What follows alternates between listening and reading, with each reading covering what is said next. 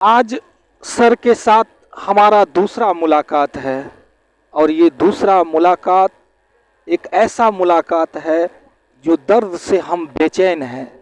हमारे साथ एक ऐसा अभी जस्ट घटना हो गया कि बाइक से आने में जो चला रहा था वो मेरे पर गिर गया और उसके ऊपर बाइक गिर गया, यानी कि मेरे ऊपर चलाने वाला और बाइक दोनों। और इस तरह से हमारा जो चोट लगा, आज हमको महसूस होता है कि दर्द क्या होता है। और इस दर्द को सर हम आपके बीच रखते हैं। ये क्या आगाह करता है मनुष्य को, जरा दो शब्द बताएं। दिलीप जी, ये आश्चर्यजनक है किंतु सत्य है कि हम होने वाली घटनाओं के बारे में सही जजमेंट नहीं ले पाते हैं। जब भी कोई घटना घट जाती है उसके बाद हम उस पर एक्शन लेते हैं कि आखिर यह घटना क्यों घटी। यह ज़िंदगी में हर एक आदमी के साथ कभी न कभी किसी न किसी रूप में होता है, लेकिन कुछ घटनाएं इसलिए भी घटती हैं कि उस घटनाओं के पीछे हमारा असावधानी होता था और आज भी उस चीज़ को हम लोग याद नहीं करते हैं। रेलवे में बड़े बड़े प्लेटफॉर्म के पास हम लोग देखते हैं कि असावधानी हुई, दुर्घटना घटी, लेकिन इसके लिए हम सबों को परेशान नहीं होना है। यह ज़िंदगी है, ज़िंदगी चलने का नाम है और इतनी व्यस्त ज़िंदगी में हम सारे लोग एक साथ कहीं न कहीं धन उपार्जन के लिए, अपना व्यवसाय करने के लिए किसी न किसी काम के मन में हमेशा आते जाते रहते हैं और यह हमको रेलवे सिखाता है कि असावधानी हमको नहीं करनी है। बाकी ईश्वर की इच्छा है, कुछ आने वाली घटनाओं के बारे में भी वो हमें इंगित करता है, लेकिन इसके पीछे का विज्ञान यही है कि हम असावधान ना हों और आने वाले दुर्घटना से किसी भी तरह से आक्रांत नहीं हैं।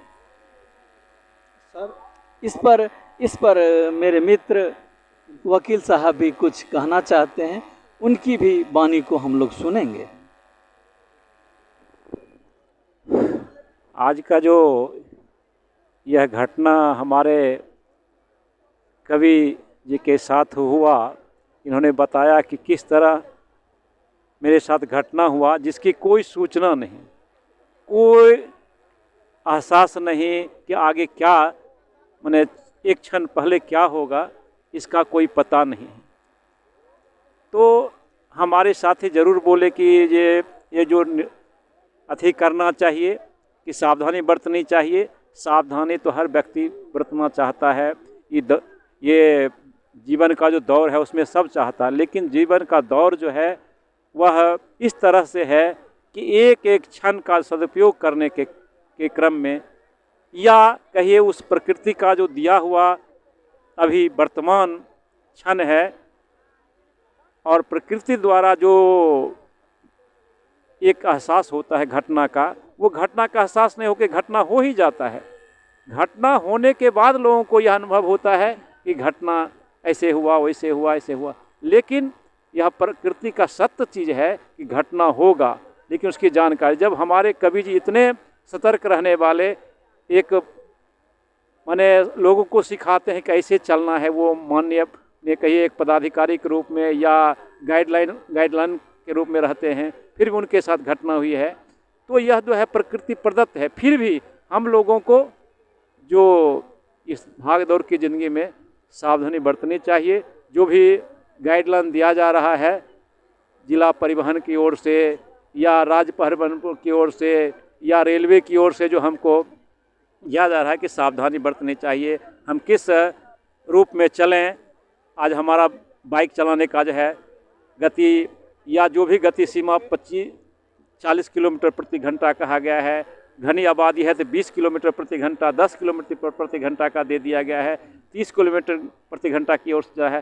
तो इसको हम देखते हुए और फिर घनी आबादी जहाँ है या वैसा जगह है जहाँ पर कि थोड़ा सा कुछ भीड़ भाड़ है, वहाँ सावधानी बरतने चाहिए। कितनों यह भाग दौड़ है, तब हम जो है अपने आप में अपने जीवन को, जो हमारे अमूल्य जीवन है, प्रकृति ने अमूल्य जीवन दिया है, उसके दुर्घटना से हम लोग है बच सकते हैं। ऐसे तो जो भी है वो प्रकृति का, ईश्वर का प्रदत्त है, कब क्या घटना होगा इसका कहना हमारे पास नहीं ये मालूम होता है कल क्या हो जाएगा, एक क्षण पहले क्या होगा, वो कुछ जानकारी नहीं थे।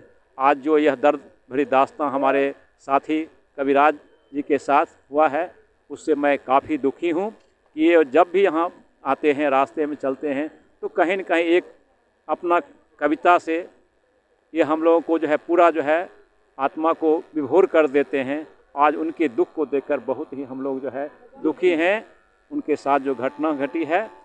और आगे हम चाहेंगे कि सावधानी बरतें, और साथ साथ अभी जो उनके साथ दुर्घटना घटी है, तो हम लोग चाहें कि ऐसा दुर्घटना अन्य लोगों के साथ उनके साथ नहीं हो और अन्य लोगों के साथ भी ऐसा नहीं हो। इन्हीं के शब्दों के साथ मैं पुनः हम अपने साथी को एक अति देता हूँ कि आप जो है इसका सावधानी बरतें, और साथ ही साथ आपका जो दुख है वो आगे नहीं हो। इन्हीं शब्दों के साथ मैं अपनी वाणी को विराम देता हूँ, और जितने भी परिवहन का जो सावधानी है उसको जरूर बरतें आप लोग। धन्यवाद। जिंदगी का डोर कब टूट जाएगा किसी को पता नहीं है, इसलिए जिंदगी को पल पल में जिए, कल पे ना छोड़ें। धन्यवाद। धन्यवाद।